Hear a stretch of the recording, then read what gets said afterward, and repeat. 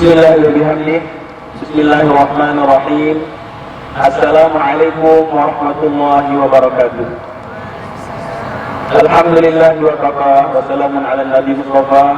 Asyhadu an la ilaha illallah wa asyhadu anna Muhammadar Rasulullah. Allahumma shalli ala sayyidina Muhammad wa ala ali sayyidina Muhammad, amma ba'du. Bapak-bapak, pengurus besar, pengurus Masjid Besar Jamiatul Qudusiyah, rekan-rekan remaja Masjid Besar Jamiatul Qudusiyah, rekan-rekan peserta kajian Ramadan, kemudian yang sama-sama kita hormati salah satu narasumber kita, Ustazah Lina, dan kedua moderator kita yang tidak kalah keren sebenarnya dari narasumber pada sore hari ini. Pertama-tama marilah kita ucapkan alhamdulillah wa syukurillah, karena kita ditakdirkan oleh Allah Subhanahu wa Ta'ala untuk menjadi umat yang bertemu dengan bulan Ramadan dan untuk menjadi umat yang menghadapi bulan Ramadan. Yang kedua, salawat dan salam semoga tetap tercurahkan kepada Nabi besar Muhammad Sallallahu Alaihi Wasallam yang telah menyampaikan ajaran Allah. Salah satunya adalah tentang as-shaum, yang puasa, sebagaimana yang kita laksanakan pada sore hari ini. Kami mulai dari tema yang sebenarnya luar biasa keren dan sangat besar, Ramadan Karim, untuk meneladani Kartini yang keren. Pertama, saya ingin memulai dengan mengutip ayat Al-Quran ayat 183 yang sering kita dengar dari penceramah kita, dari bapak-bapak dan guru kita, sebagai dasar dari pelaksanaan ibadah puasa. Bismillahirrahmanirrahim. Ya ayyuhalladzina amanu kutiba alaikumus siyamu kama kutiba alal ladzina min qablikum la'allakum tattaqun. Ayat ini memanggil kita, Allah memanggil kita dengan ucapan, hai orang-orang yang beriman, diwajibkan atas kalian berpuasa sebagaimana telah diwajibkan kepada orang-orang sebelum kalian agar kalian bertakwa. Maka kalau kita baca firman ini, Allah tidak hanya menghendaki kita beriman, tapi Allah menghendaki kita agar la'allakum tattaqun, agar kita menjadi orang yang bertakwa. Maka Allah menyiapkan, Allah memberikan momentum besar bagi kita sebagai umat Nabi besar Muhammad sallallahu alaihi wasallam, yakni yang disebut dengan Syahrul Ramadan. Jadi sejak 15 hari yang lalu, kita semua dimanapun berada, kalau kita tercatat sebagai umat Nabi besar Muhammad sallallahu alaihi wasallam, kita sedang ketemu dengan momentum agung, momentum besar yang semuanya itu adalah sangat baik bagi kita. Rasulullah menyebutnya pertama, awaluhu rahmah. Awalnya itu rahmah. Wa awsatuhu maghfirah. Pertengahannya itu adalah ampunan. Wa akhiruhu hikmum minan nar. Akhirnya itu adalah pembebasan dari api neraka. Mari kita potret Ramadan Karim itu dengan konteks 24 jam dalam kehidupan kita. Pertama, kita mulai dari pagi sekali. Ada banyak sekali motivasi-motivasi tentang betapa dahsyatnya bulan puasa ketika kita sungguh-sungguh menjalankannya. Qala Nabi sallallahu alaihi wasallam, "Man shoma Ramadan imanan wa ihtisaban, ghufira lahu ma taqaddama min dzambi wa ma ta'akhkhar." Rasulullah SAW bersabda, siapa saja yang berpuasa di bulan puasa ini dengan penuh keikhlasan, dengan penuh keimanan, Allah akan ampuni dosa-dosanya yang telah lalu sejak dia ajilun wa balikun seperti kita ini, wa ma ta'akhkhar, dan dosa-dosanya yang hilir. Itu dalam konteks perasaan puasa. Maka malamnya lagi Rasulullah menjanjikan, man shoma Ramadan imanan wa ihtisaban, ghufira lahu ma taqaddama min dzambi.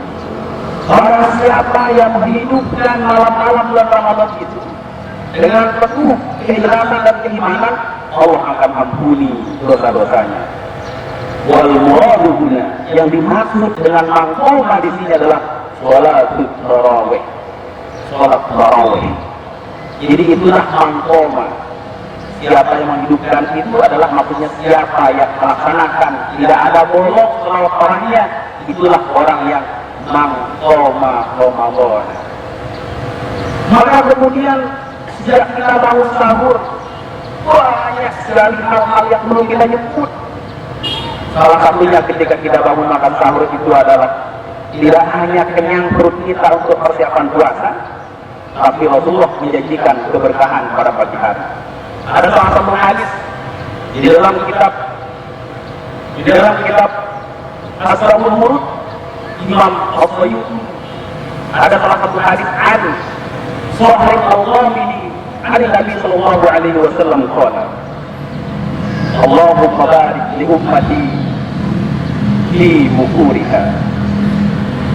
Dari salah satu sahabat bernama Sahih al-Ghamidi dari Rasulullah sallallahu alaihi wasallam bersabda, Allahumma barik li ummati, ya Allah berikanlah keberkahan pada umatku di bukuriha, pada pagi-pagi hari. Hadis ini dikeluarkan oleh baginda pada suatu malam Rasulullah keluar bersama anak.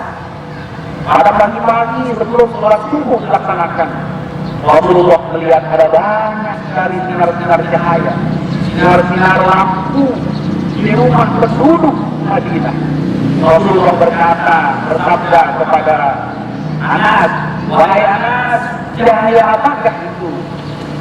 Maka Anas menjawab, ya Rasulullah, itu adalah cahaya dari rumah-rumah penduduk Madinah yang sedang makan sahur, ya Rasulullah. Maka Rasulullah mengangkat tangannya, Allahumma barik li ummati fi bukuriha. Rasulullah mendoakan siapa yang bangun pagi, siapa yang menyambut pagi hari, maka dijanjikan keberkahan oleh baginda Rasulullah sallallahu alaihi wasallam. Kalau kita buka buku judulnya Muharratul Qulub, apa makna keberkahan itu? Kasratul khair, banyaknya kebaikan. Yang kedua, wa kasratul naf'i, banyaknya kemanfaatan. Maka saya mengajak kita semua, apapun keadaan di rumah kita, jangan kita sepelekan bangun pagi makan sahur itu.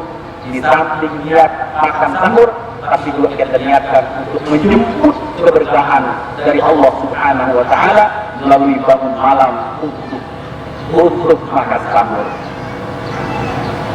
Peserta kajian yang berbahagia, maka pada siangnya kemudian hampir semua kegiatan ibadah kita ini tidak ada yang sia-sia dalam bulan puasa ini.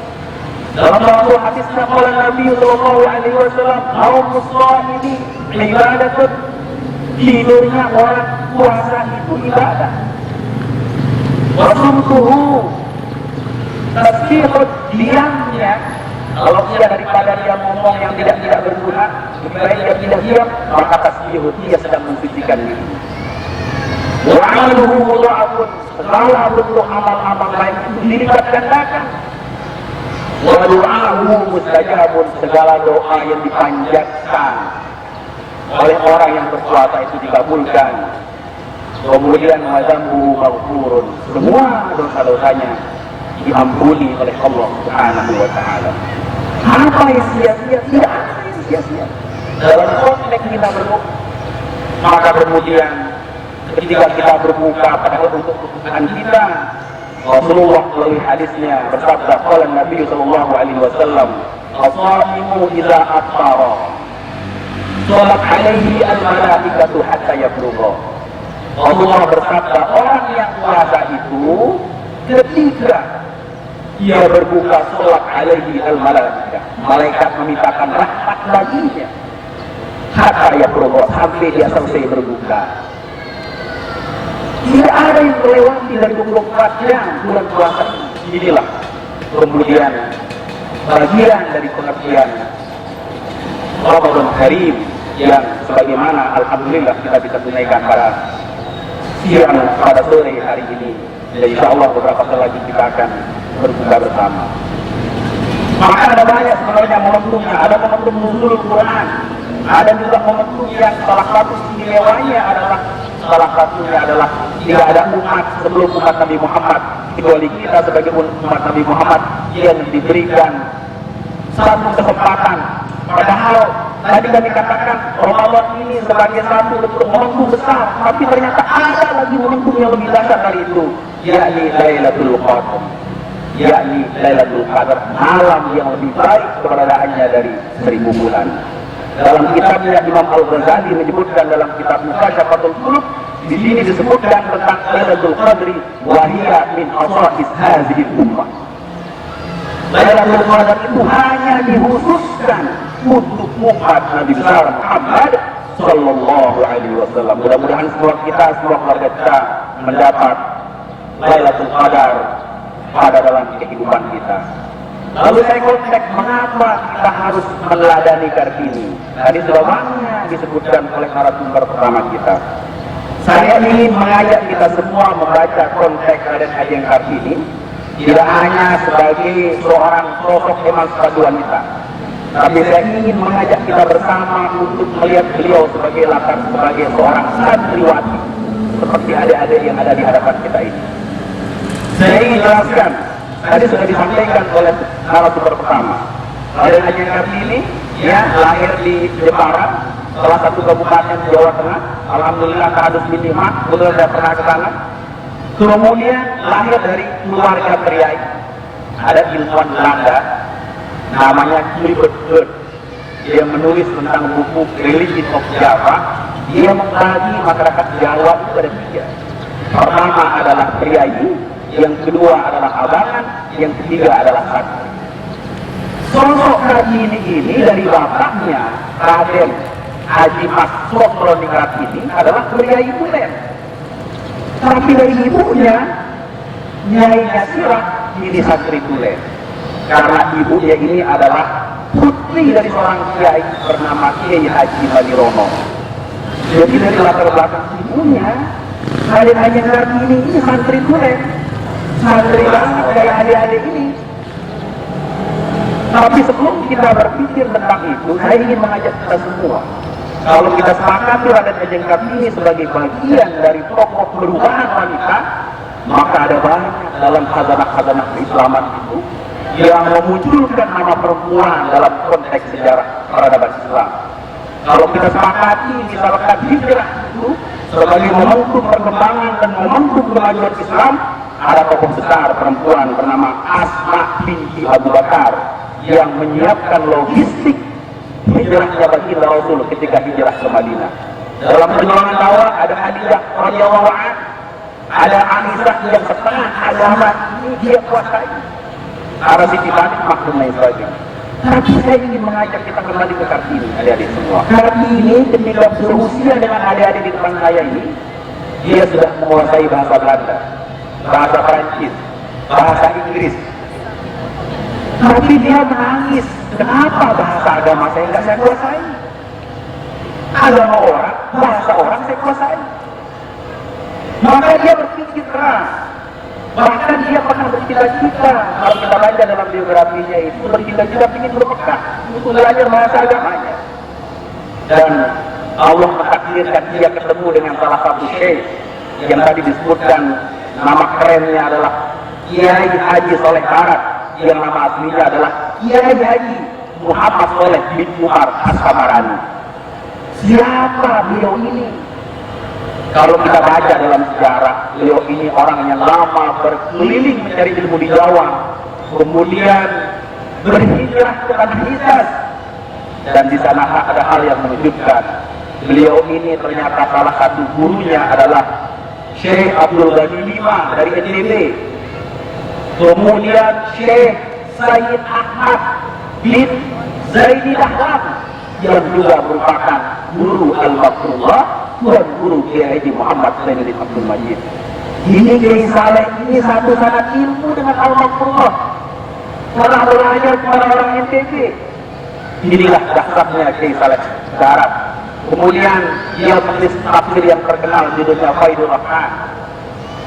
Raden Ajeng Kartini gelisah. Dia menurut dia, saya diajar dipaksa mendekne baca Al-Quran sesuatu yang tidak saya tahu, yang tidak boleh saya artikan. Menurut dia ini pekerjaan gila. Kok saya dipaksa belajar sesuatu untuk saya baca, tapi saya kok tidak dikasih tahu maknanya. Pekerjaan sia-sia. Maka dia menulis surat kepada salah satu temannya bernama Stella Silandeher tentang kegalauannya yang dipaksa membaca Al-Quran, tapi ditutup-tutupi maknanya. Maka bismillah dengan takdir Allah, kemudian Kartini juga dipertemukan dengan salah satu ulama besar, Kiai Saleh Darat tadi itu, karena dia juga asal Jepara. Kemudian dialah yang meminta untuk mengartikan, menerjemahkan Al-Quran itu dengan pakai bahasa Jawa. Maka begitu dia melihat arti surah Al-Fatihah, surah Al-Baqarah yang ditulis, Raden Ajeng Kartini takjub melihat betapa dahsyatnya makna Al-Quran ternyata yang baru ditulis oleh seorang Kiai Saleh Darat. Saya ingin mengatakan, mengajak kepada kita semua, Kartini mengajak kita untuk bahwa fondasi dasar keberagaman kita ini harus ilmu, harus belajar. Tidak bisa kita mengikuti begitu saja. Maknanya apa? Maka untuk mengetahui apapun dalam agama kita, jalannya adalah dihudur di majelis ilmu, ada di majelis-majelis ilmu. Maka alhamdulillah sore ini kita diajak semua untuk mengaji, untuk belajar agar siapa?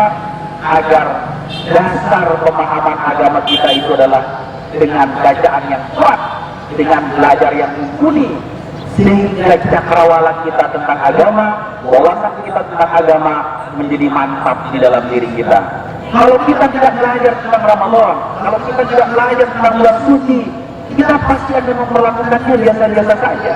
Tapi dengan belajar, maka pasti dengan belajar banyak mentelaah tentang Ramadan, maka insya Allah pemahaman kita akan berubah, sikap kita termasuk perilaku kita terhadap bulan suci ini.